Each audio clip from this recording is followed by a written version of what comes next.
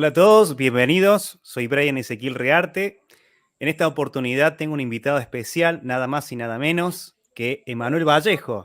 Hola querido, ¿cómo estás? Bienvenido. ¿Qué tal, Brian? Gracias por la invitación. Un saludo a todos los amigos que están acompañando.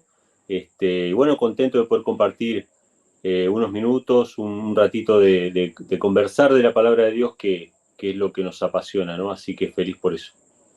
Antes de pasar por la página de qué es lo que cree un adventista, me gustaría que puedas contarnos un poco a qué te dedicas, quién sos, cuántos años tenés, si estás casado. Sí, mirá, yo tengo 38 años ahora, voy a cumplir 39 ahora en 15 días, y estoy casado.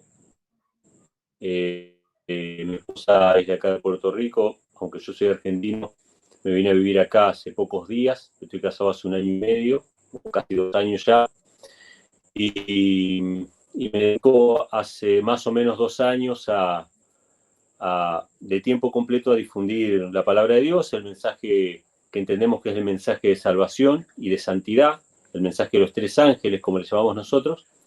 Pero me dedico a esto a través de las redes sociales, no tiempo completo, hace varios años ya.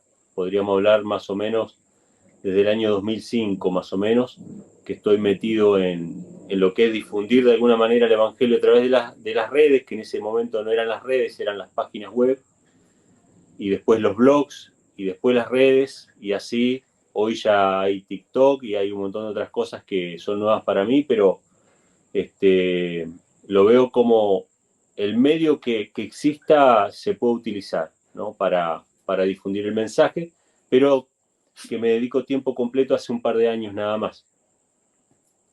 Así que es eso. Bien. ¿Y por qué se te dio esto de crear un espacio para difundir, digamos, el mensaje de la iglesia adventista? En realidad, mira, yo cuando acepté el Evangelio, más o menos a los 17 años, yo tenía una idea en la cabeza que era, o sea, una idea fantasiosa, ¿no? Viste, cuando vos sos chico, ves las películas o los dibujitos de supuestamente una persona que mete un mensaje en una botella, lo tira al mar y no sabes quién lo va a encontrar, pero para esa persona puede ser importante, ¿no? Entonces, cuando yo entré a la iglesia, me bauticé, un día se me ocurrió meter unos folletos de la iglesia en una botella y arrojarlo por ahí. Yo no estaba en la costa, no estaba en el mar, pero lo arrojé por ahí y dije, bueno, en algún momento alguien lo va a encontrar.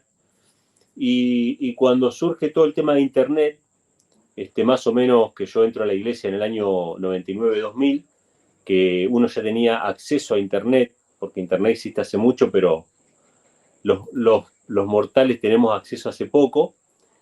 Más o menos por aquella época, Internet me pareció un océano al cual se podían arrojar botellas, ¿no? Para que cualquier persona las encuentre. Y obviamente un cristiano no cree en las casualidades, cree en la providencia más que nada, ¿no? Entonces, entiendo que hay mucha gente que yo no conozco, que quizá me encuentre en la Tierra Nueva, o como llaman muchas veces, ¿no? Capaz nos encontramos en el cielo, con personas que escucharon el mensaje de salvación sin que uno se entere, ¿no? Así que bueno, esa es la motivación, digamos, ¿no? Internet es algo como un océano y una página web o un video es una gota en ese océano. Nosotros sabemos, nosotros sabemos las proporciones de lo que implica Internet. Un canal como el mío, que tiene un promedio de 1500 visitas por video, es nada hoy día en lo que es las redes sociales. Sigue siendo una botellita ahí flotando, pero hay gente que la encuentra y le ayuda, ¿no? ¿Qué pensás de la juventud? ¿Tiene una buena recepción, digamos, al mensaje que vos pretendés comunicar? ¿Cómo lo ves? Mirá, yo creo que sí.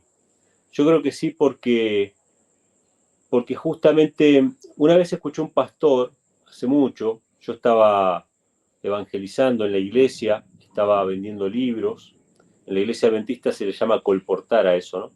Y una vez fuimos a la casa de una señora y nos hizo ver ahí un video de un pastor. Yo no lo conocía, pero me llamó la atención lo que él decía, ¿no? Él decía que las palabras de Cristo de que somos la sal de la tierra era para darle sabor al Evangelio. O sea, era una aplicación, no digo que sea la única y la verdadera aplicación, pero él decía, mira, si vos cocinás la comida y vos no le pusiste sal, esa comida puede ser la mejor del mundo, pero no, la sal le realza el gusto a la comida. Y si te olvidaste ponerle sal al agua, después le querés poner después que ya está cocinada y no es lo mismo. La sal tiene el propósito de realzar el sabor natural de los alimentos. Y nosotros como la iglesia de Dios tenemos el propósito de hacer el Evangelio accesible, hacerlo sencillo, hacerlo identificar que las personas se sientan identificadas, ¿no? Con eso. Yo creo que la obra de Satanás durante todos los siglos ha sido enfrascar el Evangelio en un manto de misterio para que las personas estén lejos del Evangelio, a las personas les parezca algo, digamos, inaccesible, ¿no? En la época en la Edad Media, los sacerdotes te decían una porción de la Biblia en latín, y hasta hace muy poco tiempo la Iglesia Católica seguía haciendo las misas en latín.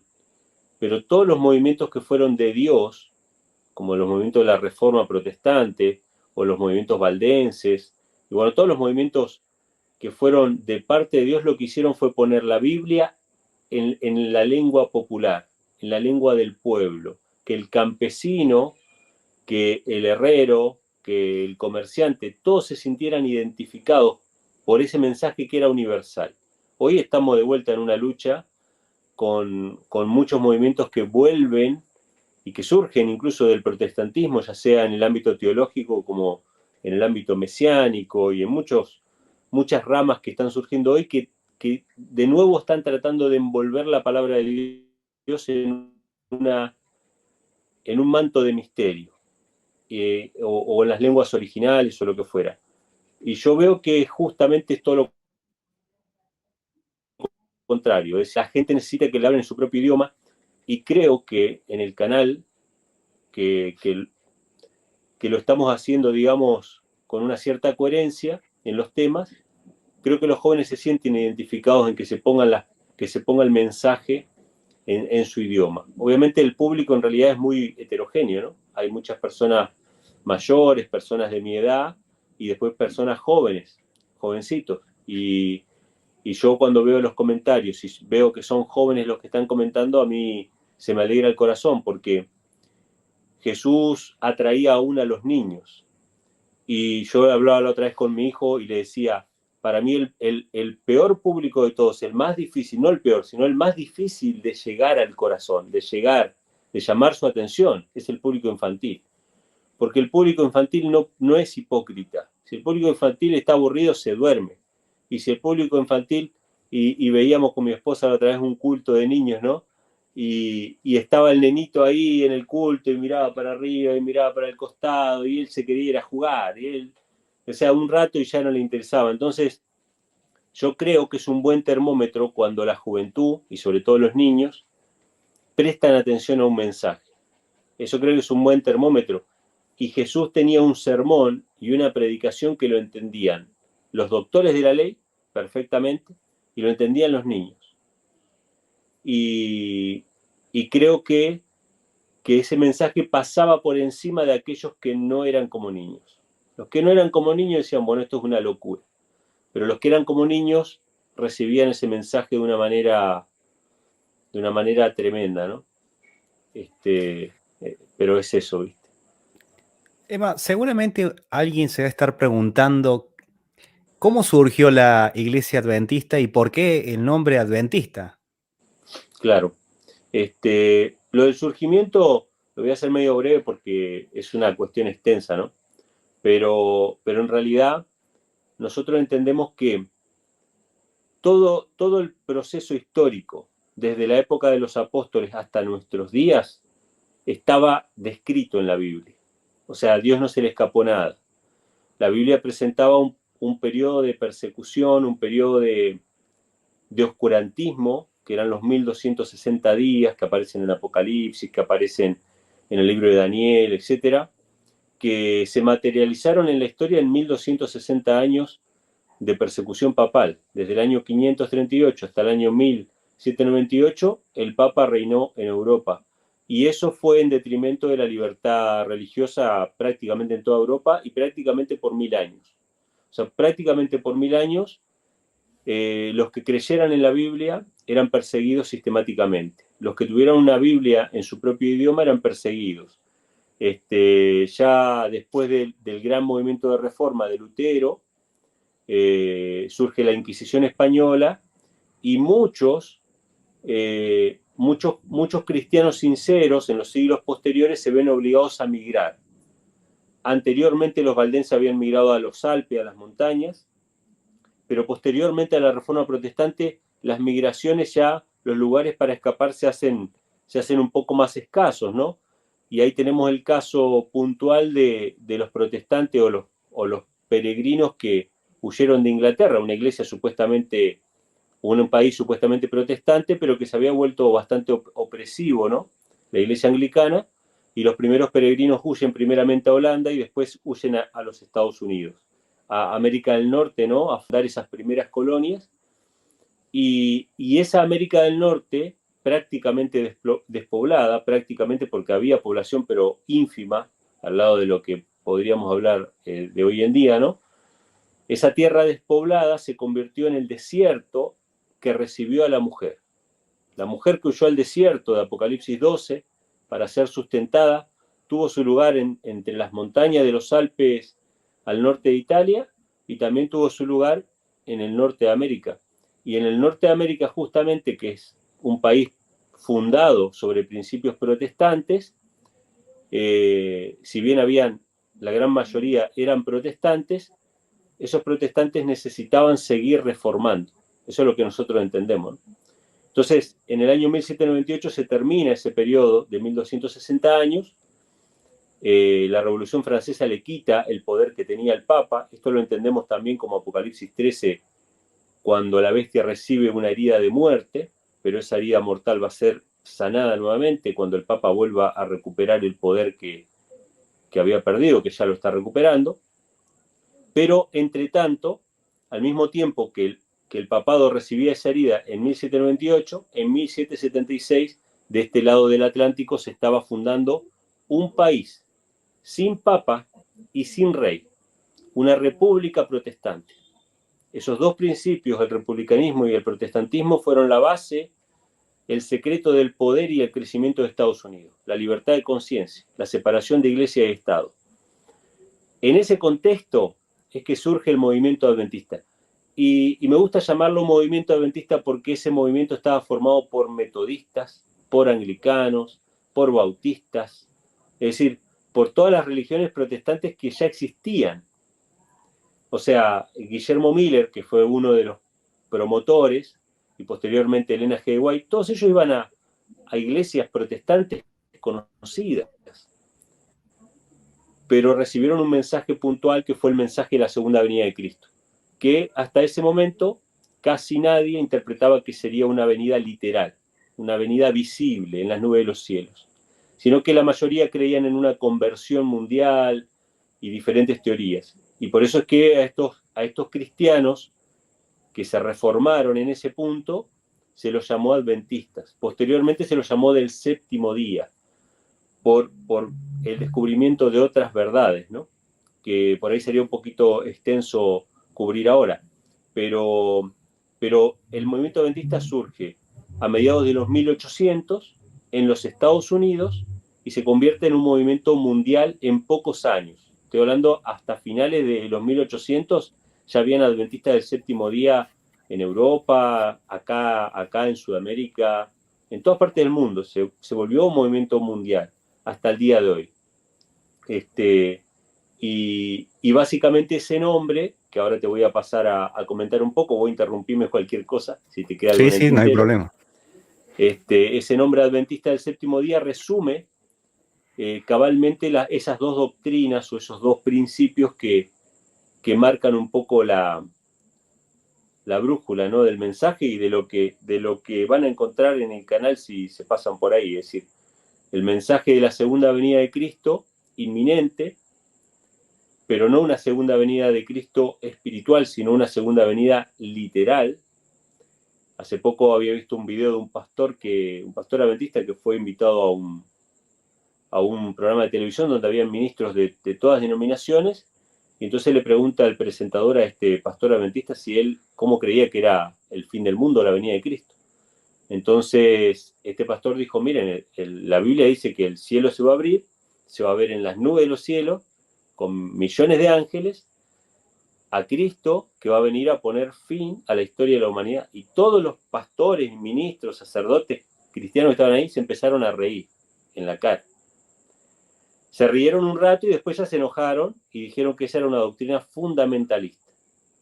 Y que el fundamentalismo era tomar literalmente la Biblia, ¿no?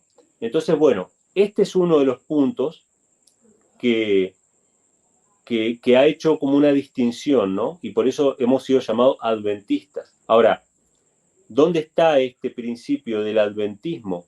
Lo podemos ver, por ejemplo, en Mateo 24, cuando los discípulos le preguntan a Jesús, ¿qué señal habrá de tu venida y del fin del mundo? Bueno, Jesús empieza a dar una serie de señales, ¿no? Habrá guerras, rumores de guerra, etcétera, etcétera. Pero todavía no es el fin, va a ser predicado el Evangelio a todas las naciones para testimonio, entonces vendrá el fin, etcétera, etcétera. Y ahí tenemos el mensaje claro de la segunda venida de Cristo.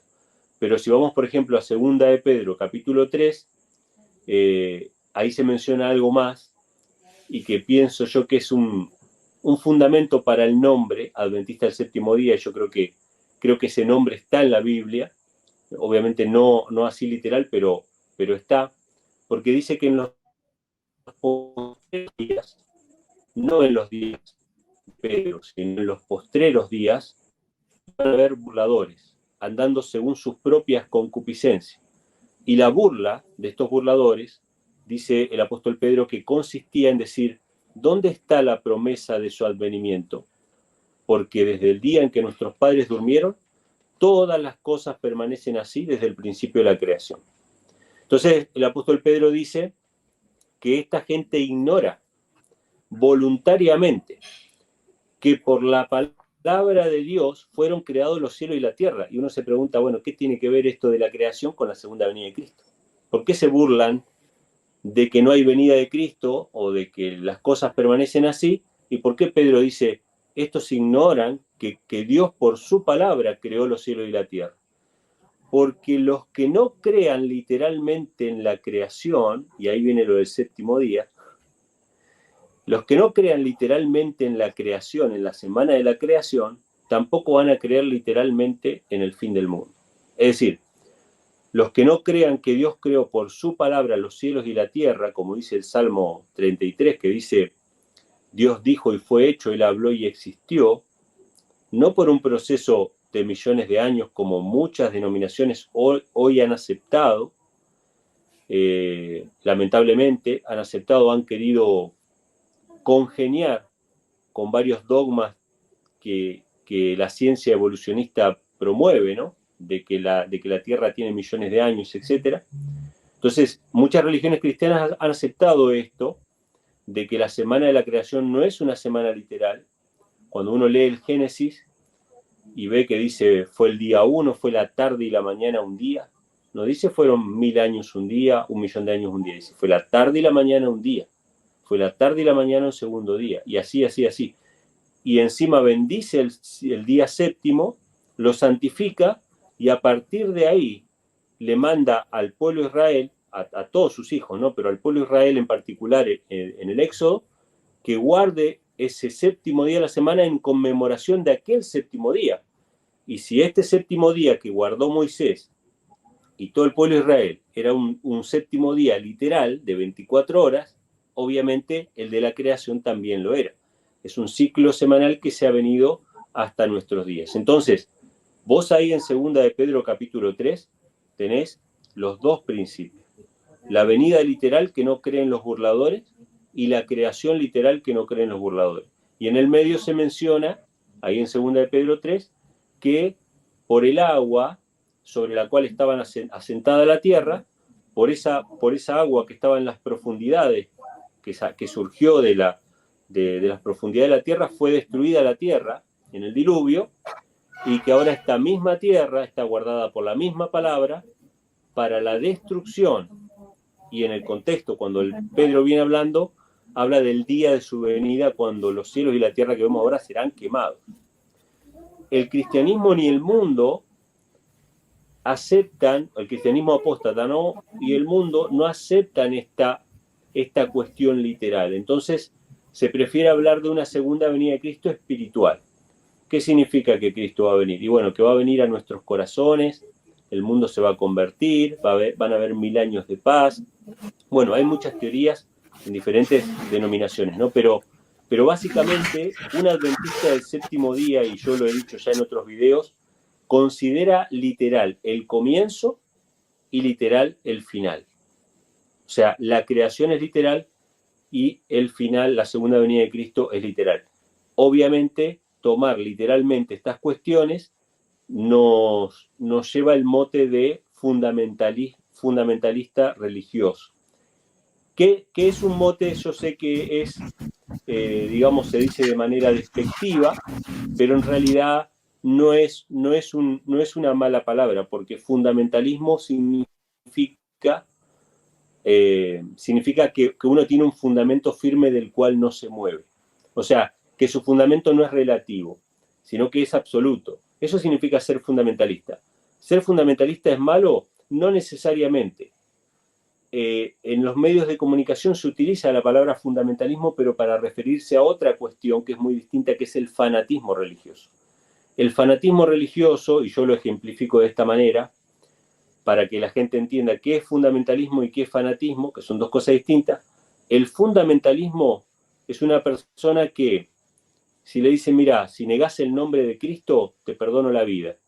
Y esa persona dice, no, yo no voy a negar el nombre de Cristo, está dispuesto a morir por su fe. Que eso lo hemos visto en la historia de los mártires, de la iglesia, muchas veces. Eso es ser fundamentalista, que no te corres de tu fundamento aunque te maten. El fanatismo es distinto. El fanatismo es, si vos no crees como yo creo, entonces yo te mato a vos. Eso es lo que hacen los fanáticos religiosos que se inmolan o que persiguen a los que no creen como uno, etcétera, etcétera. Entonces son dos cosas muy distintas, pero los medios de comunicación se han encargado de mezclarlas para que de alguna manera se criminalice el fundamentalismo religioso. En realidad, si yo creo literalmente en la creación y por eso soy considerado fundamentalista, entonces puedo ser considerado peligroso en el futuro. Pero bueno, ese es otro tema. Pero básicamente te di ahí un pantallazo de qué significa ser adventista del séptimo día, pero bueno, hay algunos otros textos que después, si surge, lo comentamos. Bien. ¿Cómo observa un adventista este día, ¿no? Que mencionabas el sábado. Claro. ¿Cómo lo observas? Esa pregunta es buenísima porque una de las, bueno, vos sabés que en mi canal pues suelen surgir polémicas, ¿no? Y obviamente que hay discusiones y hay debates sobre todos los temas, y uno de los temas que más se debate es el tema de la vigencia del cuarto mandamiento, si está vigente o no. Pero más allá de si está vigente o no, una de las acusaciones que recibe por lo general un adventista del séptimo día es que cree en salvación por obras. Entonces se pone, el que guarda el sábado, que es un mandamiento de la ley, pretende salvarse por medio del cumplimiento de la ley, por lo tanto salvación por obras. Pero vos fijate qué interesante, que en realidad el cristianismo, que acusa muchas veces al adventista de esto, cree en los otros 9 mandamientos. O sea, cree en la vigencia de los otros 9 mandamientos. Y justamente el único mandamiento que dice que no hagas ninguna obra es el cuarto. O sea, el cuarto mandamiento te dice que no te salves por las obras. Te dice que descanses. Te dice que aunque no trabajes ese día, Dios te va a sostener. Te dice que practiques el reposo en Cristo. Que tu alma ya no se agite por las preocupaciones de la vida. Que pongas todas tus cargas en el Señor. que descanses en Él. Entonces vos fíjate cómo se pueden dar vuelta las cosas con una tergiversación. ¿Qué es guardar el sábado? Guardar el sábado es ensayar cada semana el reposo de la salvación. Jesús dijo, vengan a mí los que están trabajados y cargados y yo les daré descanso. Entonces, descansar en sábado significa, bueno, yo trabajo 6 días y con lo que yo trabajo 6 días, yo no me tengo que preocupar por la comida. El ejemplo sencillo que tenemos en esto en la Biblia es el maná. El maná era un alimento que caía cada día. El pan nuestro de cada día, dánoslo hoy. O sea, Dios le quería enseñar al pueblo de que ellos no tenían el alimento seguro para un mes. Ellos tenían el pan de cada día, nada más que eso, porque tenían que depender de Dios. Entonces ellos salían a la mañana y querían guardar para el otro día, ¿y qué pasaba? Se podría. No funcionaba así. Ellos tenían que cada día, antes de que el sol derrita el maná, o sea que había que madrugar, había que ir temprano, había que juntar el pan. Pero había que juntarlo solamente 6 días. Y es más, vos fijate, Brian, qué interesante esto, porque después esto quedó como una prueba de obediencia para el pueblo de Israel. Porque al pueblo de Israel le dieron un montón de leyes, le dieron los 10 mandamientos, le dieron todo el rollo de la ley escrito por Moisés, le dieron todo. Pero el pueblo fue probado con este mandamiento. Yo los probé para ver qué había en su corazón, si me obedecían o no. ¿Y cuál fue la prueba de obediencia? El maná y el sábado. Entonces, le dijo Dios, mira, el sábado no salgan, porque el sábado no van a encontrar. Junten el viernes para 2 días y no se les va a pudrir. Era una cuestión de confianza. Era una cuestión de descanso en Dios o me preocupo yo, me ocupo yo. Justificación por la fe, descanso en que Dios me salva y Dios me da la comida, o yo trato de procurar mi propia comida. Justificación por obras. ¿Se entiende? Entonces, yo sé que hay mucha gente que guarda mal el sábado. Yo como adventista lo sé, porque he ido a la iglesia y sé que para mucha gente el sábado se ha vuelto una carga, porque no disfrutan estar en la presencia del Señor. Pero esto no debería ser así. Y esto puede pasar con cualquier cosa, te puede pasar un domingo yendo a la iglesia también.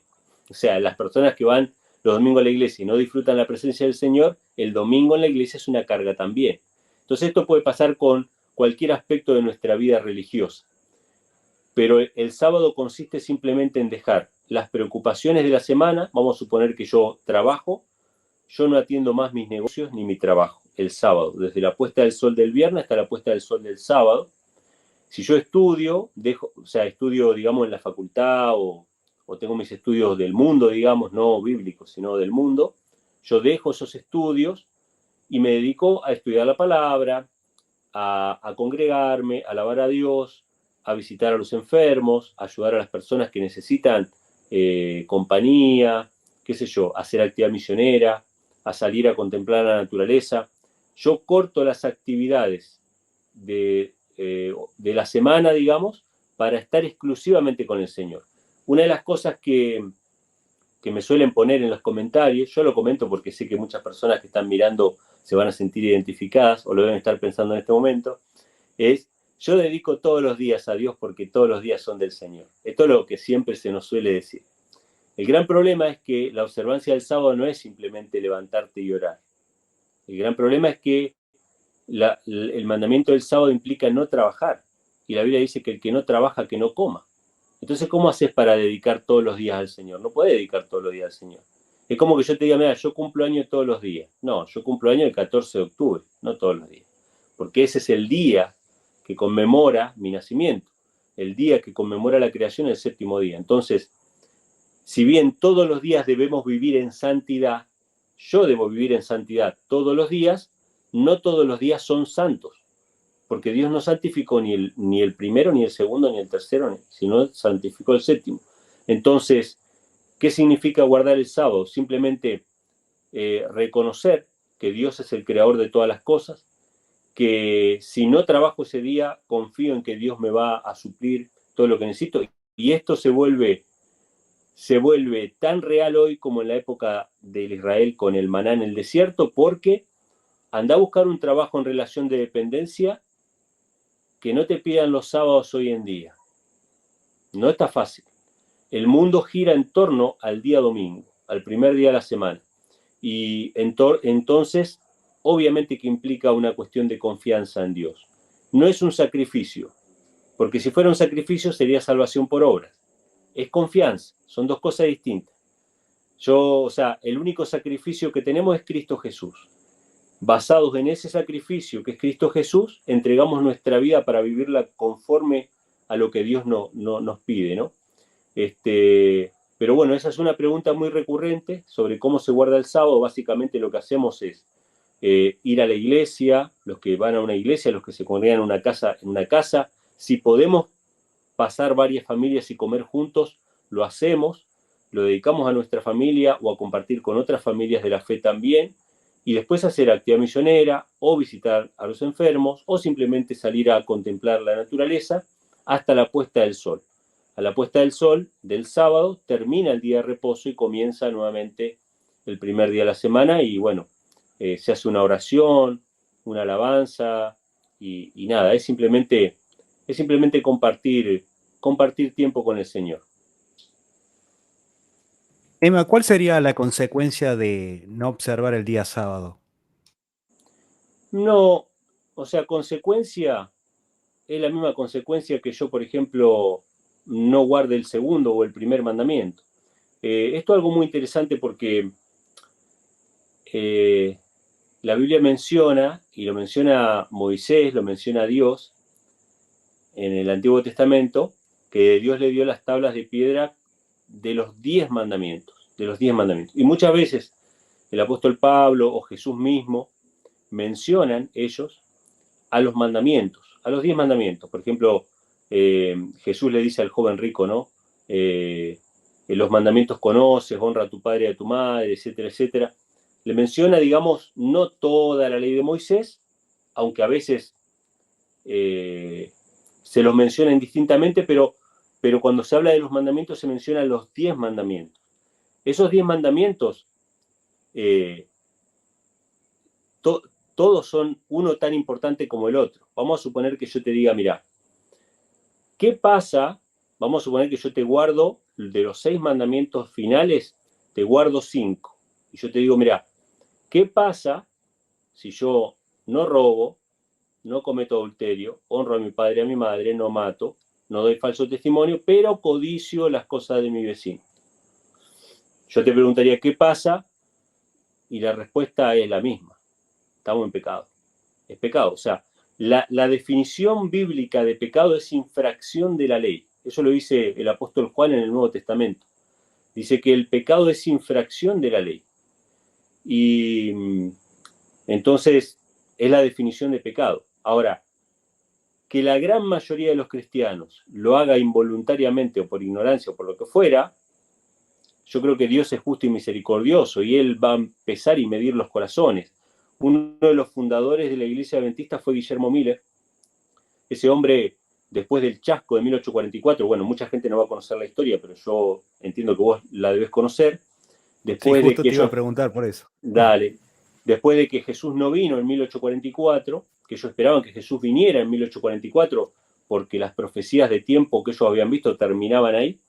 Después de que Jesús no vino en 1844, bueno, los adventistas siguieron estudiando la Biblia y dijeron, bueno, ¿quién falló? ¿Fallamos nosotros o falló Dios? No, Dios no puede fallar, así que ¿quién falló? Fallamos nosotros.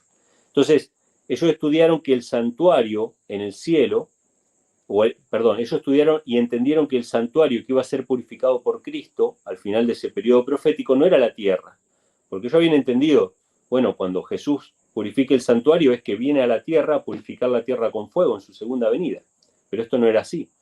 Entonces, cuando ellos entendieron que el santuario en realidad estaba en el cielo, que era el santuario celestial del cual hablaba el apóstol Pablo, de que el santuario de acá en la tierra era meramente una figura del celestial, cuando ellos entendieron eso dijeron, bueno, si hay un santuario en el cielo, entonces, y la Biblia lo menciona en el libro de Apocalipsis, que el velo del templo se corrió en el cielo y se vio el arca de su pacto.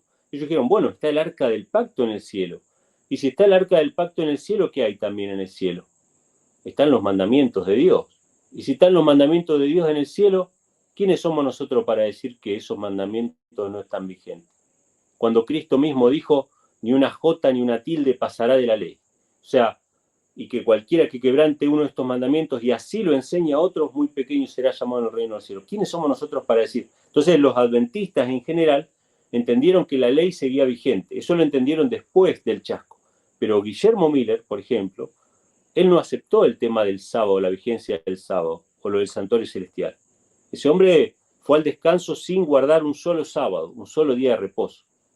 Sin embargo, eso no quita de que Dios lo haya utilizado en gran manera para reavivar a la iglesia, que estaba en una tremenda apostasía ya a mediados de los 1800, y hubo un gran reavivamiento espiritual, a mi forma de ver, uno de los más grandes movimientos de reforma desde la reforma protestante, porque se rescataron después de eso muchas verdades que el cristianismo había sepultado con la excusa de la ley abolida, ¿no? Que ese es otro tema de la justificación por la fe, la ley abolida o vigente, que sería muy extenso entrar ahora, pero bueno, hay abundante material en mi canal sobre eso, sobre la ley en Gálatas, sobre la justificación por la fe y los dos pactos sobre todo, ¿no? Porque lo voy a decir así en breves palabras.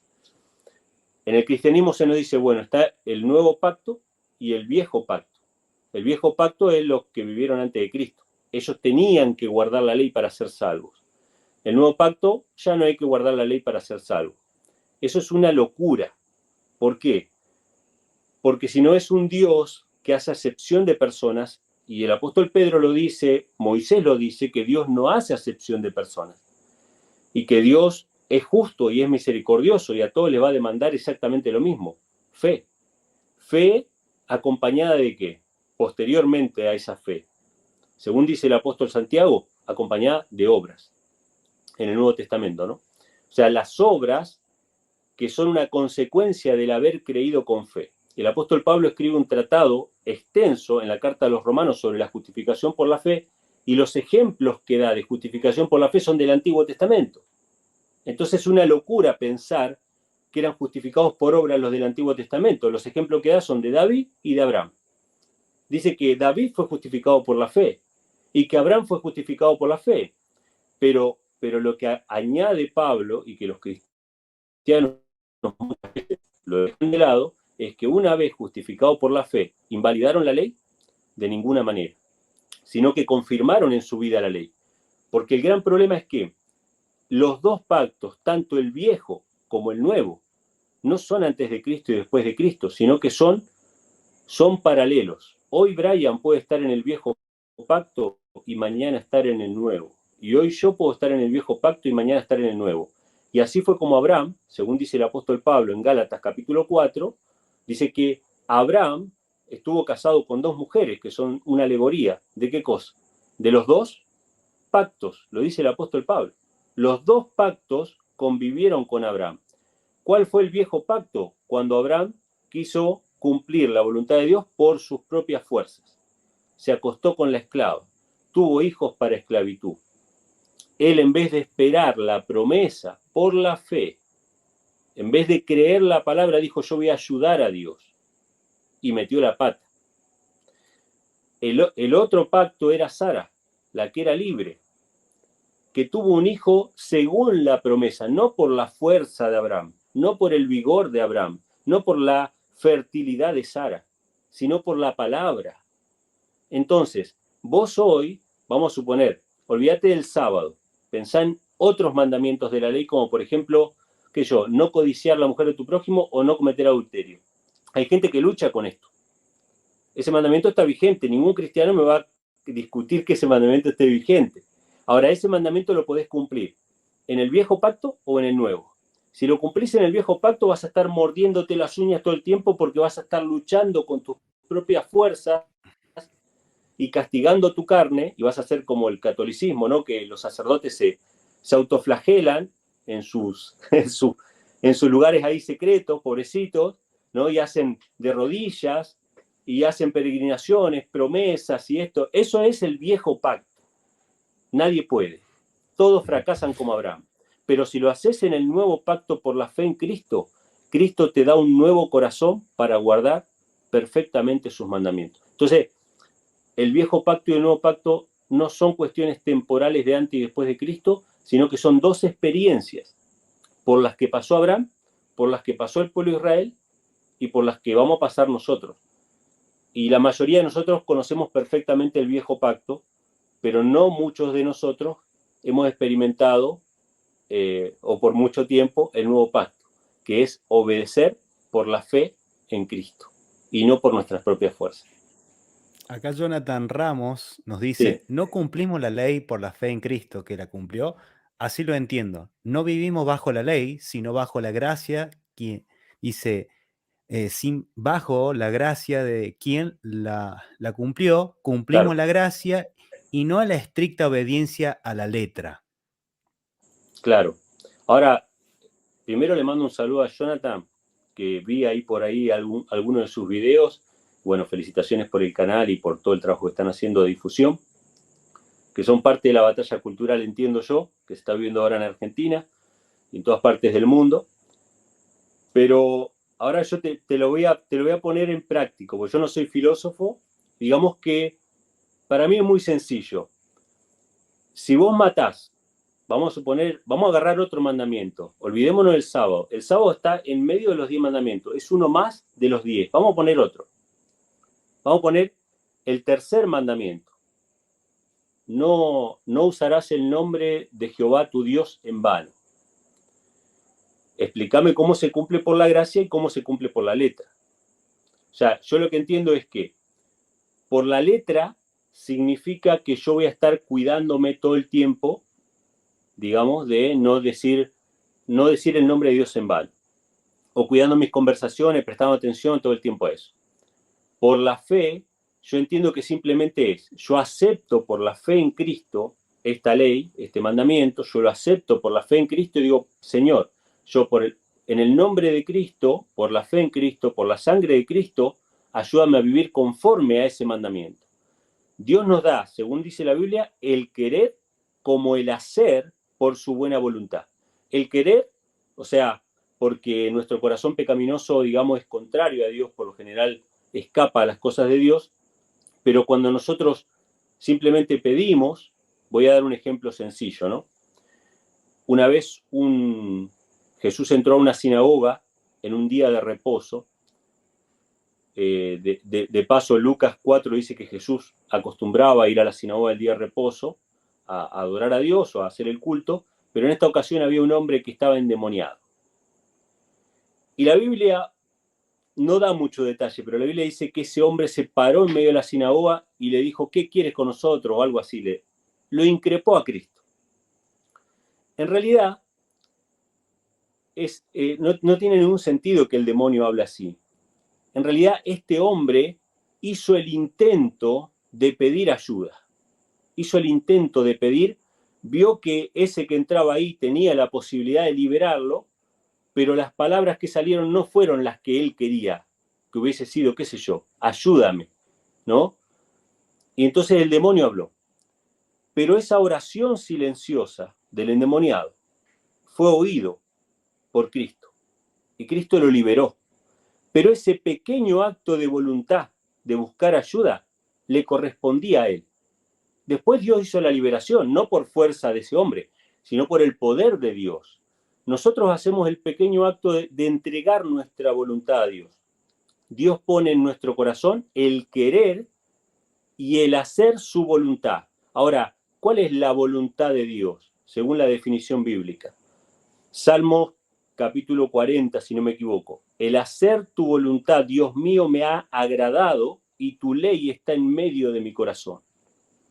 Yo no puedo definir la voluntad de Dios como, bueno, lo que culturalmente es aceptado en cada país.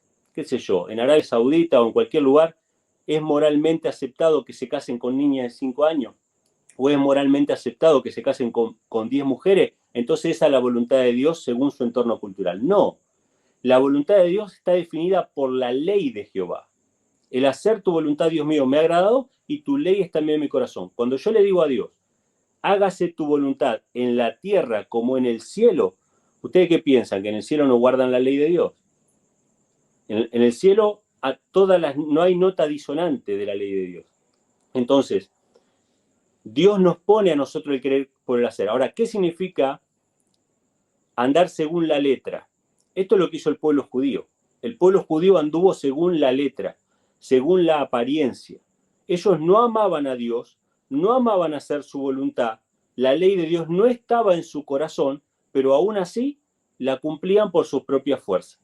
Según dice la palabra de Dios en Hebreos capítulo 8, capítulo 9, creo que en los dos capítulos se menciona la misma cosa, dice que el nuevo pacto que iba a hacer Dios con Israel, ¿qué era el nuevo pacto? Pondré mis leyes en sus corazones y en sus mentes las escribiré. O sea, en vez de que la ley esté afuera, en tablas de piedra, y yo esté mirando la letra y queriendo cumplir al pie de la letra, me falta este, y cuando agarro este suelto el otro, y yo no puedo, en vez de eso, Dios quería poner su ley en nuestros corazones, para que nosotros andemos por naturaleza en sus mandamientos. Eso es obedecer según la gracia. Ahora, obedecer según la gracia, ¿es desobedecer? No. Yo a veces veo que, no digo que sea una mala intencionalidad, pero yo a veces veo en este tipo de comentarios dejar el hueco para desobedecer. Entonces yo les pregunto directamente a los cristianos que me miran, si el Espíritu de Dios graba la ley de Dios en nuestros corazones y nosotros tenemos a Cristo en nuestro corazón y Cristo guardó perfectamente toda la ley, ¿nos va a llevar a obedecer o a desobedecer? Yo entiendo que nos va a llevar a obedecer. Cuando yo voy, por ejemplo, a Apocalipsis menciona, Apocalipsis 14. De hecho, Apocalipsis capítulo 12 y Apocalipsis 14 menciona la misma cosa. Apocalipsis 14 está hablando del tiempo final, porque está hablando de los que reciben la marca de la bestia, el sello de Dios, pasaron cuánto de la muerte de Cristo, estamos hablando de la última generación, quizá algo que está muy cercano a nosotros en el tiempo, y ahí dice que los que recibían la marca de la bestia, bueno, que no tenían reposo de día ni de noche, etcétera, etcétera. Y después cuando menciona a los salvados, a los santos, son los 144.000, más allá de las interpretaciones que haya sobre eso, al grupo de salvados en el tiempo final dice que son los que guardan los mandamientos de Dios y tienen la fe de Jesús. Y después, en Apocalipsis capítulo 21, que habla de la segunda venida de Cristo, dice que Cristo dice así, he aquí que vengo pronto y mi galardón conmigo para dar a cada uno conforme a su qué. No dice conforme a su fe, dice conforme a sus obras. Y dos versículos más abajo, en el versículo 14, este era el 21:12. El 21:14 dice, bienaventurados los que guardan sus mandamientos para tener derecho al árbol de la vida y entrar por las puertas de la santa ciudad. O sea, la última bienaventuranza de la Biblia es para los que guardan sus mandamientos. Entonces, de ninguna manera puedo caer en la conclusión de que el Espíritu de Cristo nos lleva a quebrantar sus mandamientos, sino a obedecerlos. Ahora, el gran problema es que nosotros nos desprendemos de Cristo.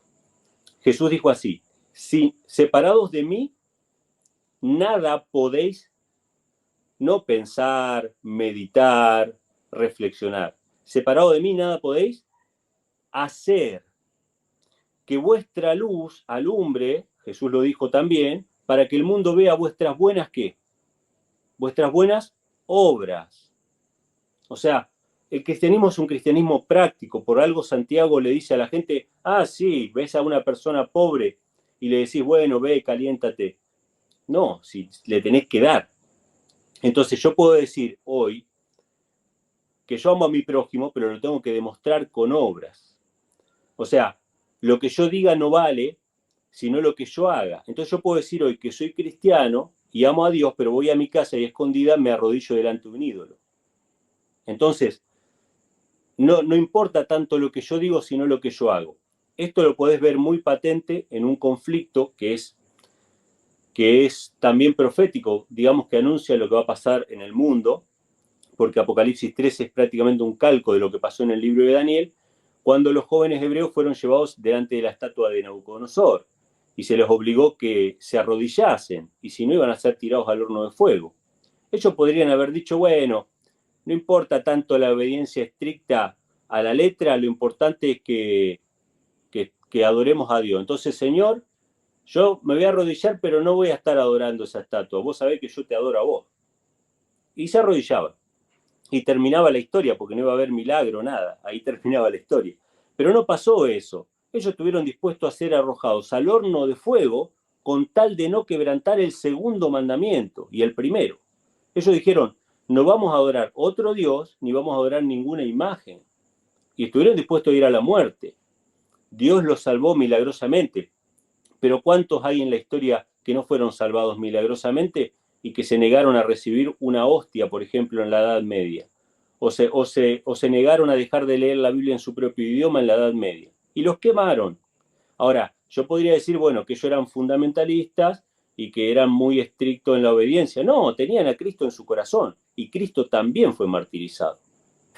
Hay una doctrina que a mí por lo menos me llama la atención, ¿no? El juicio investigador. ¿Podrías contar a la audiencia en qué consiste? Sí, básicamente, en realidad hay muchas aristas sobre eso, pero lo voy a poner en pocas palabras. Voy a tratar de ponerlo en lo más breve posible. El libro de Daniel, el libro de Daniel y Apocalipsis son nuestra partida de nacimiento. O sea, los adventistas, un adventista que no lea y no estudie Daniel y Apocalipsis no es adventista, porque todas nuestras doctrinas fundamentales, en realidad, nosotros decimos nuestras doctrinas, pero entendemos que son bíblicas, son de Dios, ¿no? Y el libro de Daniel y Apocalipsis son el mapa profético de la historia de la humanidad hasta la segunda venida de Cristo, y todo apunta a la segunda venida de Cristo. Tanto Daniel como Apocalipsis apuntan a eso.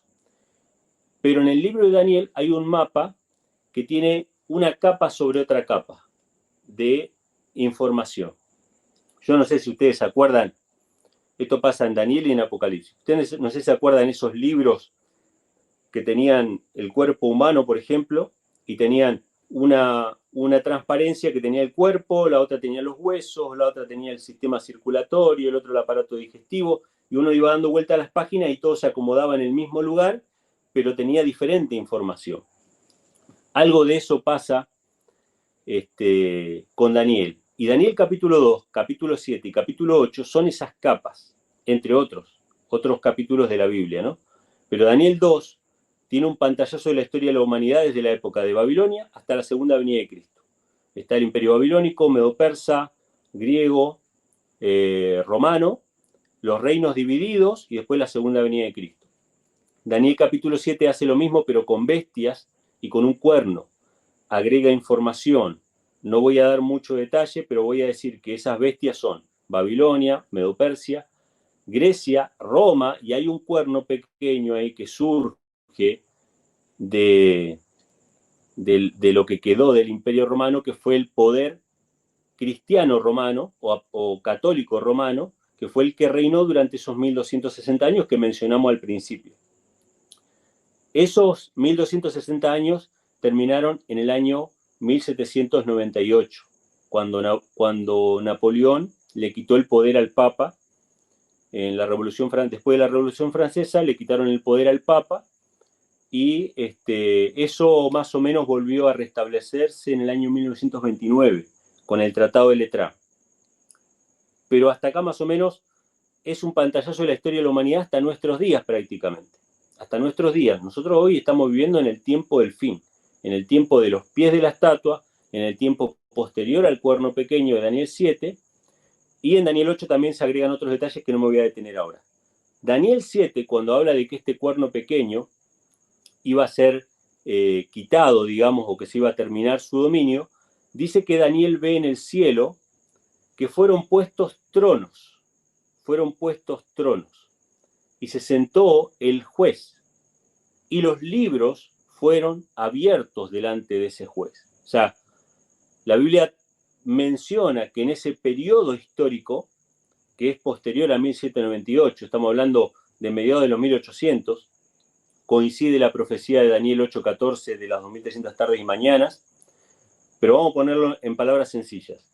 La Biblia dice que después de la caída del Papa, en 1798, iba a comenzar un juicio. Ese juicio obviamente iba a comenzar en el cielo, y delante de ese anciano de días se iba a presentar uno semejante al Hijo del Hombre. hoy entendemos, después de ver en retrospectiva el libro de Daniel, leyendo la carta a los hebreos, bueno, leyendo el Apocalipsis, leyendo varios pasajes que nos hablan de Cristo como sumo sacerdote, que ese, semejante al Hijo del Hombre, que se presenta delante del anciano, con los libros abiertos para comenzar un juicio, es Cristo nuestro intercesor, que intercede por nosotros en el santuario celestial. Esto en realidad lo dice el apóstol Pablo, ¿no? Que Cristo como sumo sacerdote es mediador, ¿no? delante de Dios por nosotros, no en un santuario hecho por mano humana, sino en un santuario celestial. ¿Cómo lo podríamos decir en pocas palabras? Todas las fiestas, y acá me voy a meter con el tema de las fiestas, pero yo le doy, no tengo problema. Vos cortame y me interrumpís. Dale, dale. Todas las fiestas del Antiguo Testamento tienen su cumplimiento. Y había una fiesta que anunciaba el ministerio de Cristo como sacrificio. ¿Qué fiesta era esa? Era la fiesta de la Pascua. De hecho, fue en la Pascua del año de su venir, del año no el año puntual, sino de cuando Cristo cumplió su ministerio, fue en esa Pascua que Él murió por nosotros, cumpliendo lo que todas las Pascuas anteriores, año tras año, ese corderito representaba al Cristo que iba a venir. Pero las fiestas no terminaban con la Pascua. La fiesta de la Pascua era la primera del año, pero había una fiesta a la salida del año, que le dicen en el séptimo mes, que era la fiesta del día de la expiación. Esa fiesta del día de la expiación no solamente que habían sacrificios de unos machos cabríos, sino que también el sumo sacerdote entraba al lugar santísimo del santuario para purificar el santuario, para limpiar el santuario con la sangre de esos machos cabríos de todos los pecados de todo el año. Este juicio que comenzó, según la profecía de las 2300 tardes y mañanas, que el santuario iba a ser purificado cuando se terminara ese periodo, que fue en el año 1844, Cristo entró al lugar santísimo del santuario celestial para cumplir ahora su rol de sumo sacerdote, para interceder por nosotros delante del Padre. Y esto es algo muy interesante porque justamente entiendo yo que es lo que es la deficiencia del cristianismo en general.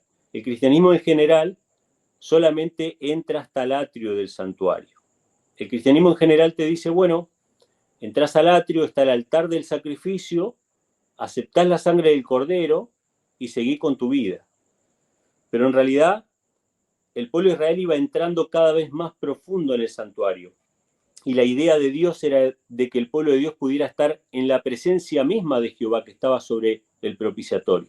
Entonces, la muerte de Cristo sí es el primer paso. Cristo perdona mis pecados.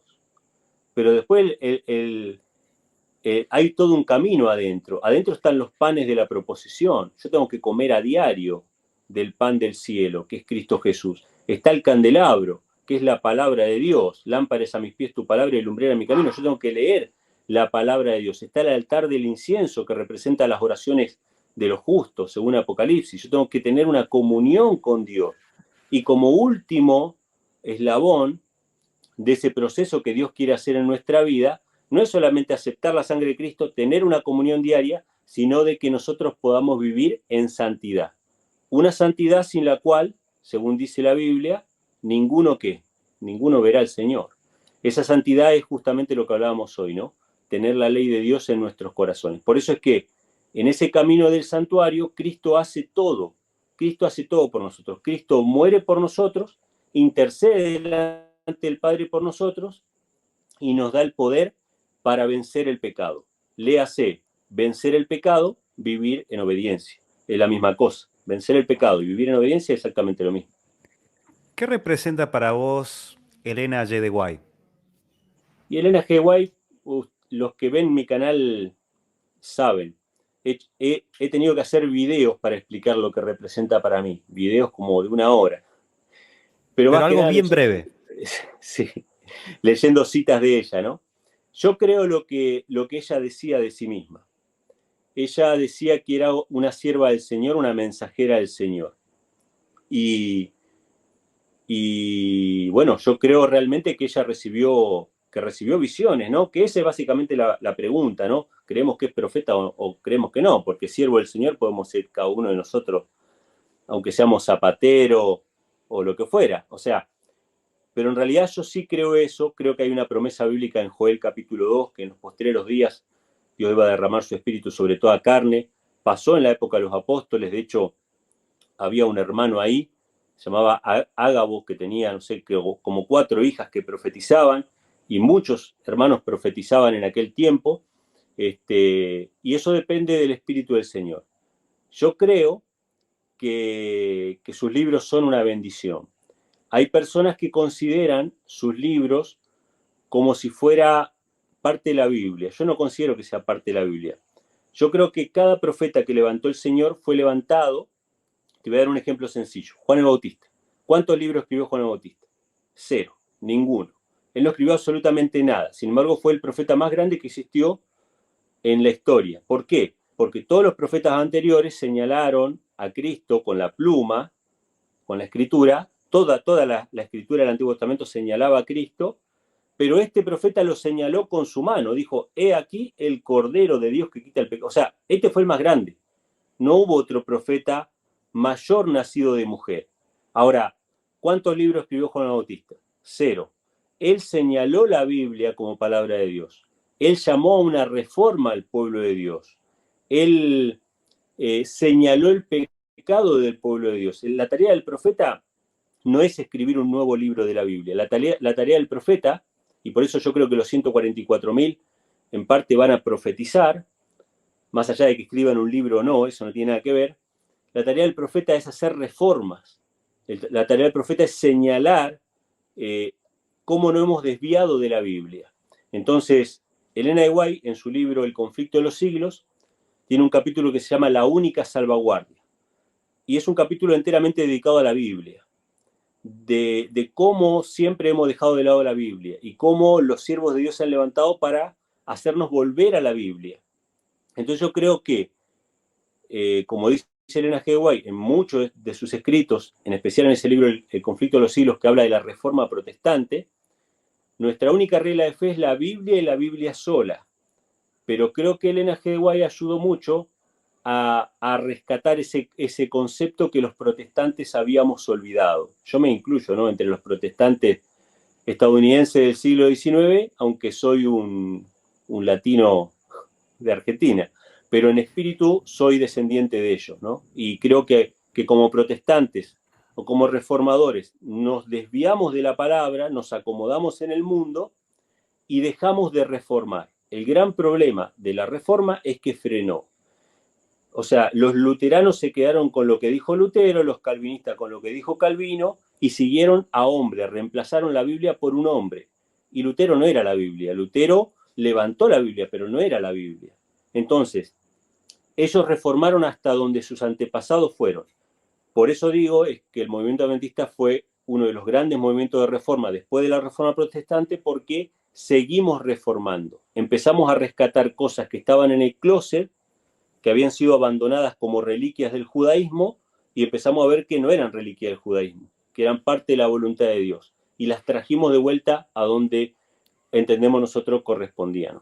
¿Crees que el espíritu de profecía fue exclusivamente para Elena G. de White o hubo otras personas que se levantaron con la misma misión que Elena G. de White?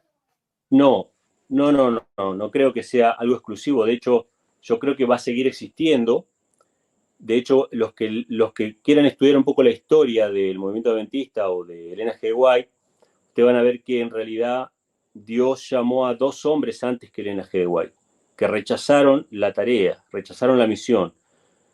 No recuerdo, hay uno que no lo recuerdo, pero uno sí recuerdo que era afroamericano, era un joven también, y rechazó esa tarea. Y después él fue a un culto de la iglesia y estaba Elena G. White contando el sueño que Dios le había dado, que era uno de sus primeros sueños, y este hombre se dio cuenta que era lo que Dios le había mostrado a él y él había rechazado. Dios escogió a una mujer enferma, enfermiza, débil, porque no habían hombres que estuvieran dispuestos a dedicar su vida a una tarea tan difícil como decirle prácticamente a todo el cristianismo protestante de aquella época que habían cosas que habían que mejorar, ¿no? Y bueno, yo creo que los que vemos lo que sufrieron los profetas bíblicos, no nos extrañaría si hoy se rechazara sistemáticamente este llamado a ser profeta, ¿no? Si me preguntás puntualmente si conozco alguna otra persona que yo dijera es profeta, sería algo muy difícil de corroborar, porque en el caso de Elena G. White estamos hablando de una prolífica escritora, y en muchos casos, que quizá Dios haya hablado de manera particular sobre asuntos particulares, que no tengamos un registro escrito, ¿no? Pero no descarto que hayan habido otros casos similares en otras partes del mundo. Yo en uno de mis videos hablo sí de un profeta que fue registrado entre los esquimales, eh, al cual Dios le reveló varias cosas puntuales antes de que los misioneros cristianos llegaran entre los esquimales. Pero sí hay casos así, pero que no son tan fáciles, por lo menos para mí, de documentar, ¿no? Por ejemplo, ¿qué te parece el llamado, podríamos decir así, de Joseph Smith? Creo que conoces algo Sí, sobre sí, los mormones o podríamos decir de los testigos de Jehová, sí, Charles Russell sí, sí. Bueno, en el y caso de Russell no sí. necesariamente profeta, ¿verdad? Es como No, un no, por líder. eso te pregunto Claro. si vos los reconoces como profeta o como alguien que vino a reformar. No, Simplemente no, eso la pregunta. no, te voy a hacer la comparación con Smith, que tiene la misma categoría de profeta que Elena G. White, no el caso de Russell, pero te hago la comparación con Smith. Si vos agarrás cualquier libro de Elena G. White, cualquier libro, El Camino a Cristo, El Conflicto de los Siglos, cualquiera, vas a ver que ella siempre dice que nuestra única regla de fe es la Biblia y la Biblia sola. Que eso es suficiente para cualquier persona que quiera conocer la verdad y que toda la verdad disponible está disponible en las escrituras, toda. No hace falta más nada. Eso es lo que yo espero de un profeta.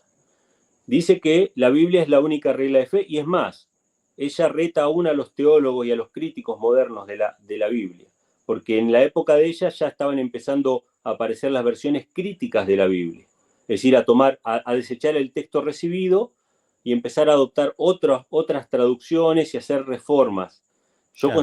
Yo considero la King James la Biblia, el patrón, digamos, de la Biblia correcta, ¿no? El texto recibido. Entonces ella dice que puede ser que hayan habido errores o cuestiones, pero que la Biblia es un sistema de verdades reveladas en el cual una parte de la Biblia se encarga de aclarar la otra parte y que nosotros no podemos tomar un pasaje e interpretarlo, sino que tenemos que buscar en toda la Biblia los pasajes que hablan sobre el mismo tema para sacar una conclusión cabal sobre esa cuestión. Entonces, eso no nos deja equivocarnos y no nos deja errar, por más que hayan diferentes traducciones, etcétera. Y que no tenemos que confiar tanto en los teólogos, sino más bien en la sencilla y clara palabra de Dios. Ahora, agarrar el libro de Joseph Smith, agarrar el libro de Mormón, y lo primero que dice en las primeras páginas es lo siguiente: este libro, libro de Mormón, es el libro más importante que cualquier otro libro sobre la tierra.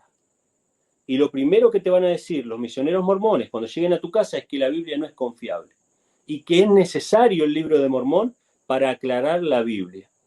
Con este contraste que te estoy haciendo, te estoy explicando por qué creo que Elena G. White era profeta, porque exaltó la palabra de Dios como única regla de fe, y por qué creo que Joseph Smith no era profeta, porque deprimió la palabra y dijo que su libro era más importante que la Biblia, porque la Biblia había sido tan retocada y tan cambiada que ya no podíamos confiar en ella. De hecho, todo lo que estén viendo este video, que alguna vez hayan recibido a un misionero mormón en su casa, el discurso es este: la Biblia, pasaron muchos siglos, los hombres acá y allá, era necesario que se refinen las verdades, entonces Dios mandó. Entonces, para mí, cualquier persona que diga que no podemos confiar en la Biblia, no puede venir de Dios. Entonces, ese es mi parámetro, digamos, para. Bien. Bueno, y en cuanto al tema de la dieta estricta, digo Sí, que hace mucho énfasis tal vez en esta cuestión que otras denominaciones o, por ejemplo, otras religiones no hacen tanto foco en esta cuestión. ¿Podrías hablar de eso?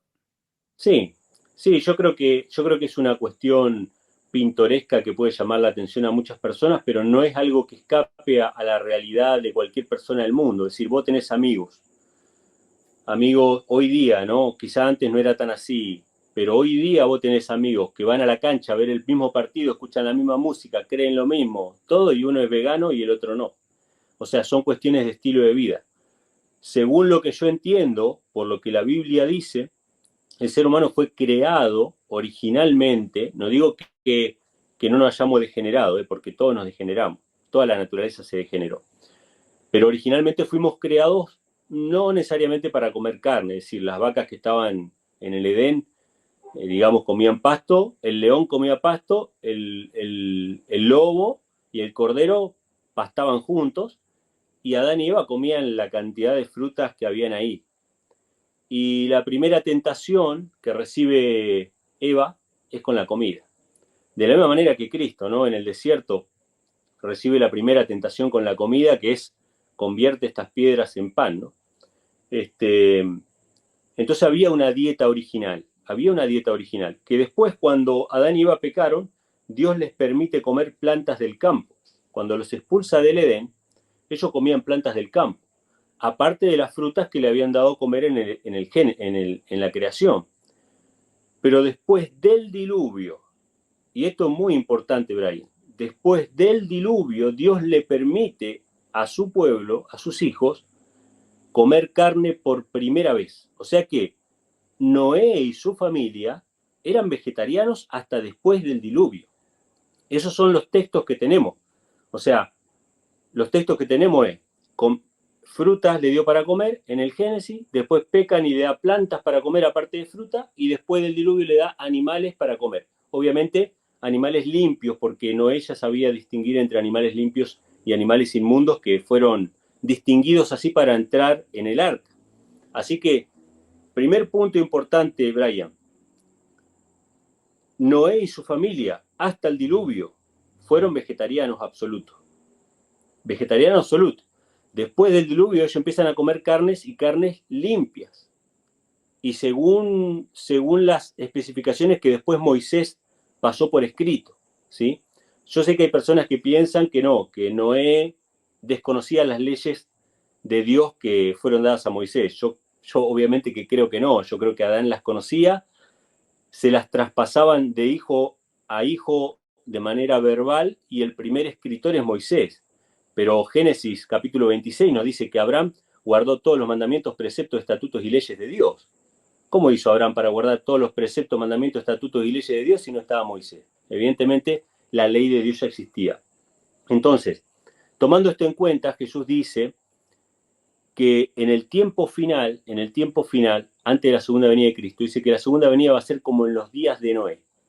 Pero no solamente dice que va a ser como en los días de Noé, dice que estaban comiendo, bebiendo, casándose y dándose en casamiento hasta que vino el diluvio y lo destruyó a todos. Entonces yo me pregunto, ¿no? ¿Por qué dice que estarán comiendo y bebiendo? Si comer y beber no es malo. Evidentemente no era comer y beber lo que a Dios le agradaba. Es decir, ellos comían y bebían cualquier cosa, excepto quienes, Noé y su familia, que hasta ese momento no comían más que lo que Dios les había dado para comer. Entonces, si yo, tomando estas palabras de Cristo, de que en el tiempo final va a ser como en los días de Noé, mirá las estadísticas y la ciencia te avala, Brian. La ciencia dice que la primera causa de muerte en el mundo, obviamente que no es el coronavirus, sino que son las enfermedades coronarias por causa de comer grasa, algo que está prohibido en la Biblia.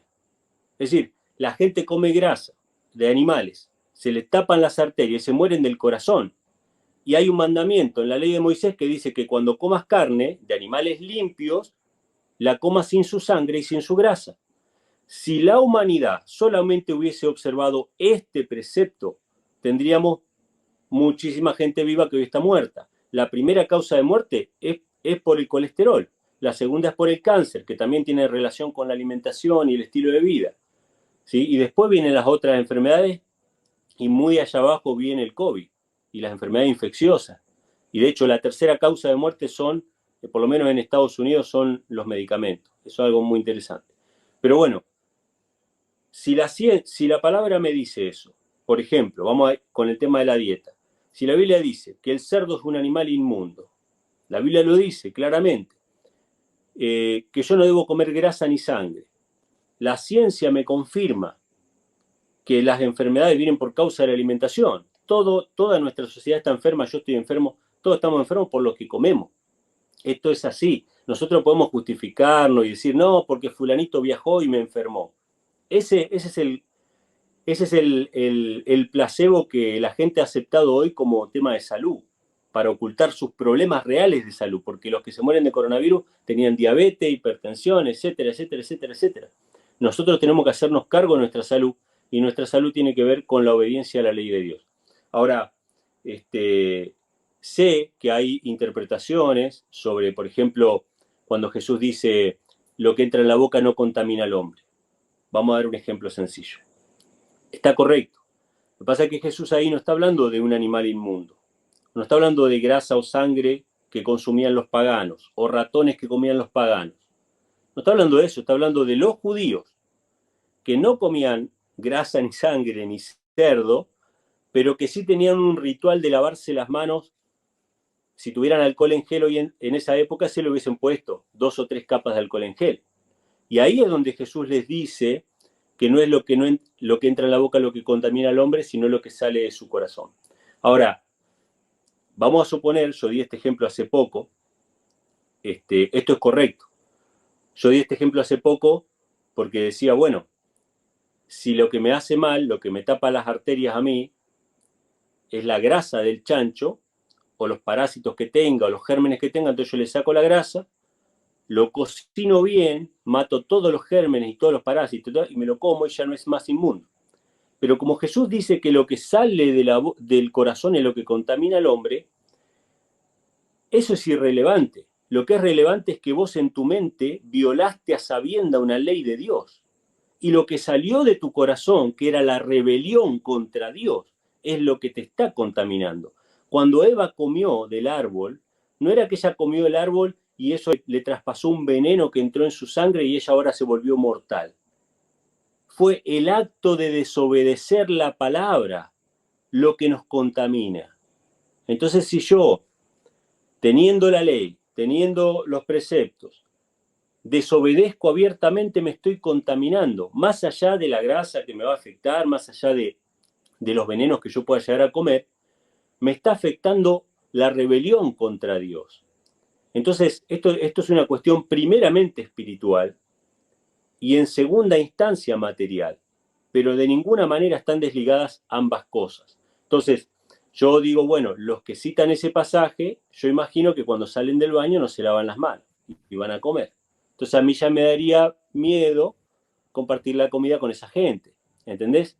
Pero no, ellos se lavan las manos cuando salen del baño, porque ellos tienen un concepto de higiene, solo que quieren complacer el apetito en las cuestiones que saben que están prohibidas en la ley, pero que a ellos les agrada. Yo lo estoy poniendo así en líneas generales, ¿no? Pero sí entiendo de que lo físico y lo espiritual están relacionados, y que así como cuando vos, por ejemplo, ¿no? Comés de más y te da sueño, o ya no tenés ganas de hacer cosas, ves que lo físico te afectó lo espiritual, o cuando tomás alcohol y ya no estás en tus cabales y ya empezás a hablar tonterías, ves que lo físico te afectó lo espiritual, todo lo que nosotros comemos nos afecta espiritualmente. Entonces nosotros podemos comer lo que no nos afecte espiritualmente porque está de acuerdo a lo que a Dios le agrada, o podemos comer lo que sabemos que a Dios no le agrada y afectarnos espiritualmente y físicamente, ¿no? En consecuencia. Quisiera entrar en la cuestión esto de la inmortalidad del alma, ¿no? Sí. ¿Qué crees vos como adventista? Mirá, esto es muy sencillo.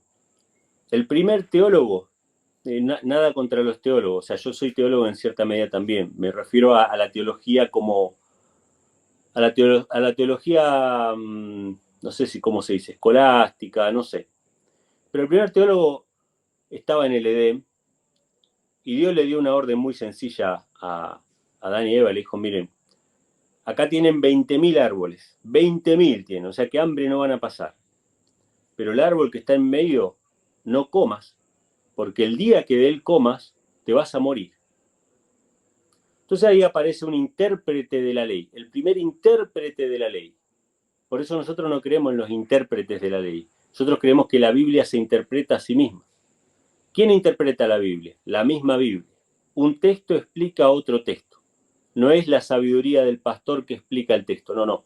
El texto explica otro texto. Es así. Entonces, ahí aparece la serpiente y le dice, no, no, en realidad Dios dijo que vas a morir, pero no quiso decir eso. No quiso decir eso. Quiso decir otra cosa. Esto es muy interesante. ¿Cuántas veces escuchamos esto en la iglesia? Sí, Dios dice acá tal cosa, pero en realidad lo que quiso decir es otra cosa. ¿Quién habla a través de ese ministro? Entonces, lo primero que le dijo la serpiente a la mujer, dijo, no moriréis. Ustedes son inmortales. Dios dijo, vas a morir. La serpiente dijo, no moriréis. Y ellos creyeron la mentira y al final se murieron. Entonces, la Biblia presenta, lo dice el libro de Eclesiastés, lo dicen los Salmos, bueno, abundantes pasajes en la Biblia, de que cuando una persona muere, su memoria es puesta en olvido. ¿Alabarán a Jehová los que descienden al Seol?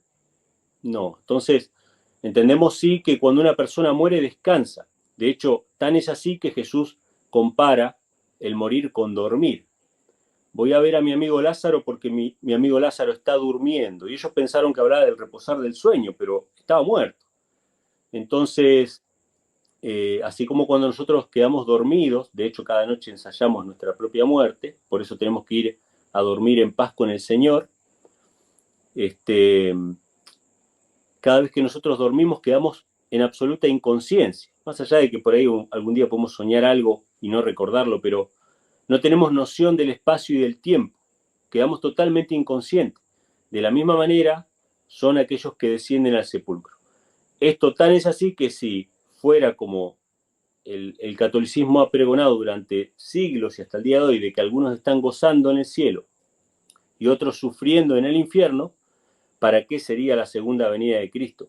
No tendría ningún propósito. Es decir, Dios haría bajar a todos aquellos que ya están disfrutando, a ponerlos en este cuerpo mortal nuevamente, o un cuerpo restaurado, para darles la inmortalidad que ellos ya tenían. ¿Qué inmortalidad les va a dar si ellos ya tenían inmortalidad? En realidad la Biblia dice que la vida eterna, el comienzo de la vida eterna, siempre está en el contexto de una resurrección.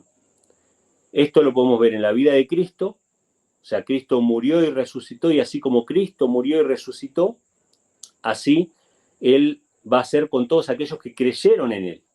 Los que hoy descansan en el Señor, de hecho David todavía descansa, dice el apóstol Pedro, su sepulcro está con nosotros hasta el día de hoy, Él no ascendió al cielo, pero en el día de la resurrección cada uno va a recibir conforme a sus obras.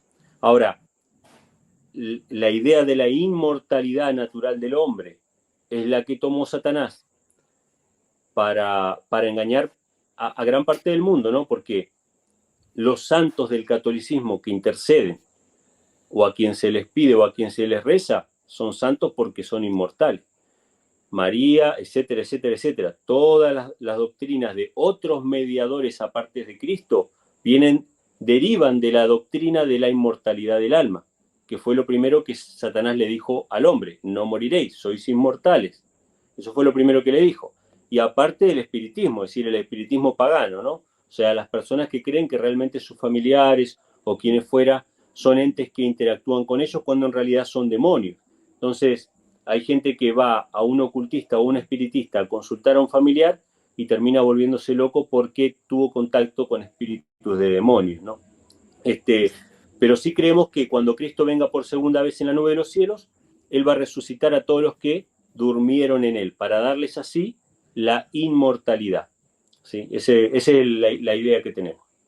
Para ir llegando al final de esta charla, por último, me gustaría preguntarte sobre este tema que por ahí puede ser un poco controversial, ¿no? Yo creo algo muy similar a la iglesia adventista que en otra oportunidad me gustaría también conversarlo con vos, sobre el tema del infierno, ¿no?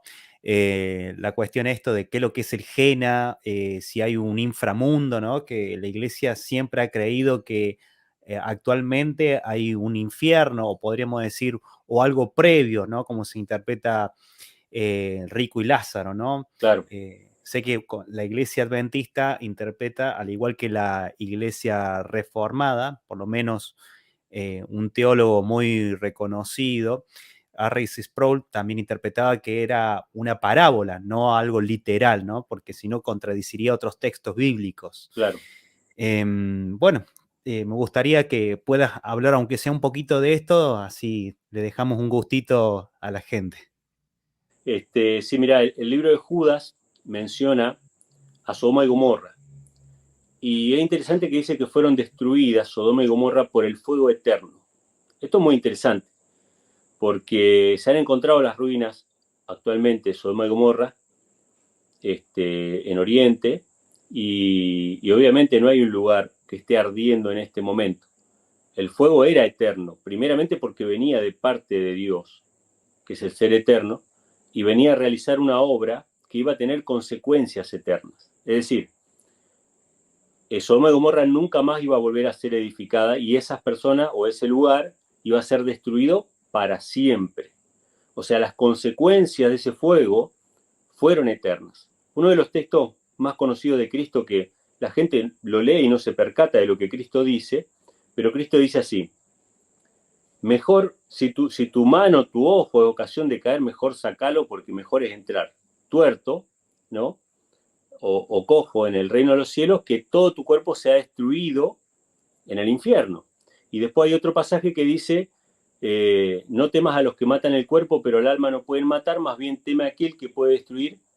Fíjate lo que dice Cristo, y la gente no lo ve: el cuerpo y el alma en el infierno. ¿Cómo que va a destruir el cuerpo y el alma en el infierno? Si va a destruir el cuerpo, el infierno no puede estar antes de la resurrección de los impíos, porque dice ahí que va a destruir el cuerpo y el alma. Y la Biblia dice que los impíos van a resucitar, por eso Apocalipsis dice: bienaventurado el que tenga parte en la primera resurrección. ¿Sí? La segunda resurrección es la resurrección de los impíos. Entonces, si hay un infierno con fuego, va a ser para destruir, y va a ser para destruir el cuerpo y el alma, y va a ser después de la resurrección. O sea que no hay nadie ahora quemándose en ningún lugar.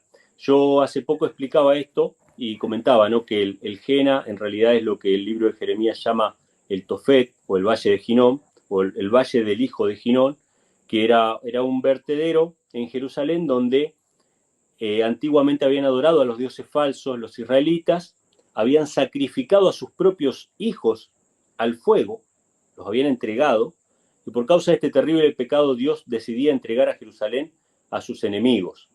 Y ese valle de Tofet, o ese valle de Ginón, se iba a convertir en un vertedero de cadáveres, ya no simplemente para basura, sino para cadáveres.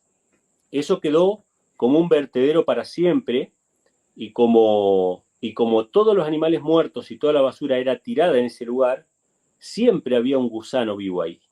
El gusano nunca muere. Y siempre había fuego, porque siempre había algo quemándose ahí en ese lugar. Cuando Jesús habla, o cuando la Biblia nos habla del gusano que no muere y el fuego que nunca se apaga, es una referencia a ese lugar, que era el lugar del castigo, el lugar donde fueron castigados, donde se apilaron los cadáveres de aquellos que habían sacrificado a sus hijos al fuego. Y esta es la escena exactamente igual que aparece en Apocalipsis 19, cuando después de la segunda venida de Cristo la tierra toda es llena de cadáveres. Vienen las aves de los cielos a comer carnes de reyes y capitanes, etcétera, etcétera. Y obviamente todo eso va a ser destruido por el fuego que Apocalipsis 20 dice que desciende del cielo y que consume, ¿no? Luego Malaquías capítulo 4 refuerza esta idea de consumir, diciendo que no va a dejar ni raíz ni rama, que los malos van a quedar como estiércol, dice, o como ceniza debajo de la planta de los pies de los redimidos. O sea, el infierno, en definitiva, es la destrucción por fuego del pecado, de la maldad, y lamentablemente de todos aquellos que no hayan renunciado a él.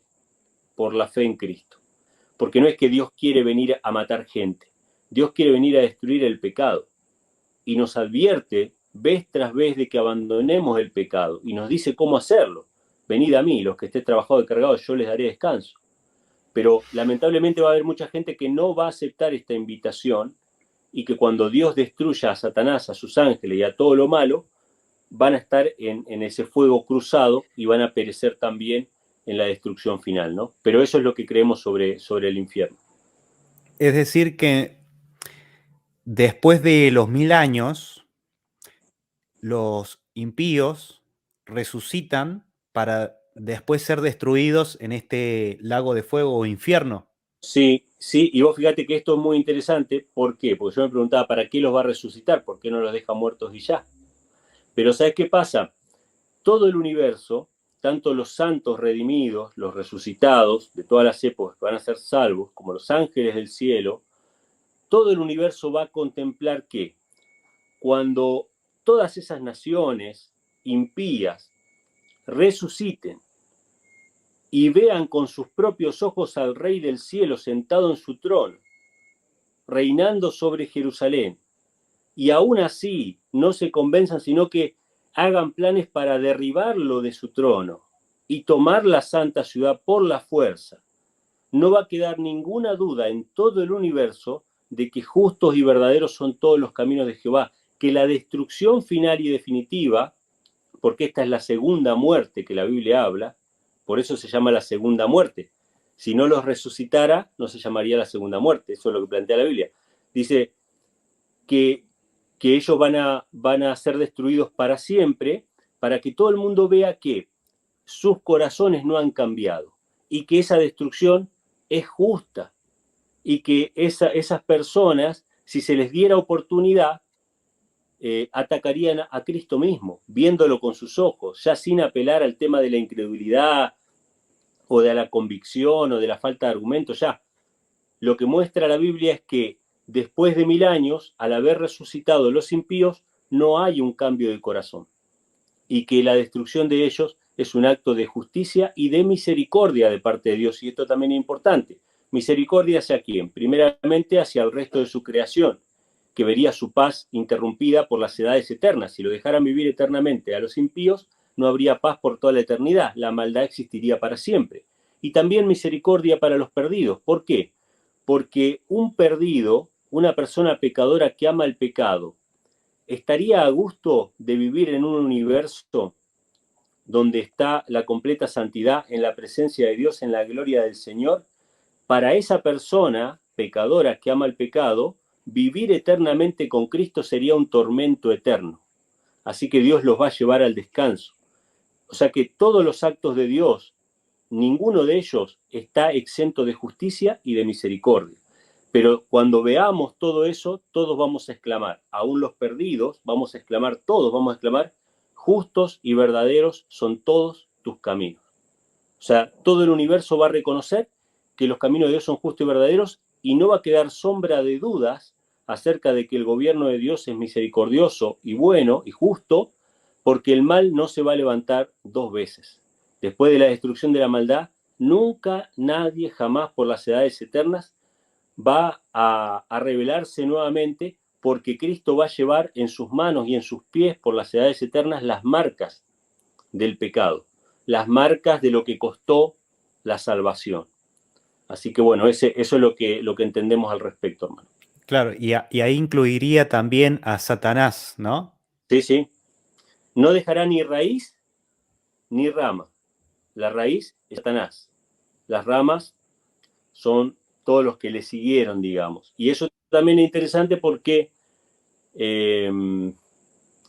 si vos quemás un árbol entero, te vas a dar cuenta de que no todo se consume al mismo tiempo. Lo más grueso tarda más y lo más finito tarda menos. Eso es Claro, iría interesante también. por una cuestión de un orden. O sea, el mayor responsable del pecado en el universo es el que más tiempo va a tardar en ser destruido. ¿Se entiende? Por eso Satanás tiene una causa para luchar, porque a cuantos más se lleve con él, menos tiempo va a tener él para ser destruido. Porque cada uno se va a tener que responsabilizar de su propio pecado. Es decir, Si yo me pierdo, yo voy a consumirme, yo voy a ser destruido. Pero si yo me salvo y deposito mis pecados en Cristo, Cristo como sumo sacerdote los deposita sobre el originador. Por eso el simbolismo del macho cabrío Azazel en el desierto. El sumo sacerdote en el día de la expiación lo que hacía era tomar el pecado de ese santuario, lo depositaba sobre la cabeza del macho cabrío y ese macho cabrío era soltado en el desierto. Ese desierto representa ese milenio de la tierra en el cual Satanás va a estar atado durante 1000 años. Y por eso Satanás tiene un propósito para luchar, es decir, llevarse a tantos como puedan. Emma, muy linda la charla. Llega un momento de que estaría lindo de poder seguir hablando, porque esto amerita, ¿no? Horas y horas, ¿no? Porque una cuestión, digamos, temporal, porque la vida del hombre se cuenta por minutos y horas, Sí, ¿no? sí, ni hablar. Así que, ¿te parece que en otra oportunidad retomemos esta charla? Porque la verdad hay mucha tela por cortar, por lo menos a mí me ha interesado y me siento gusto de poder hablar con vos. Y seguramente vamos a coincidir en en otras cosas, por ejemplo, en el tema de bíblico, ¿no?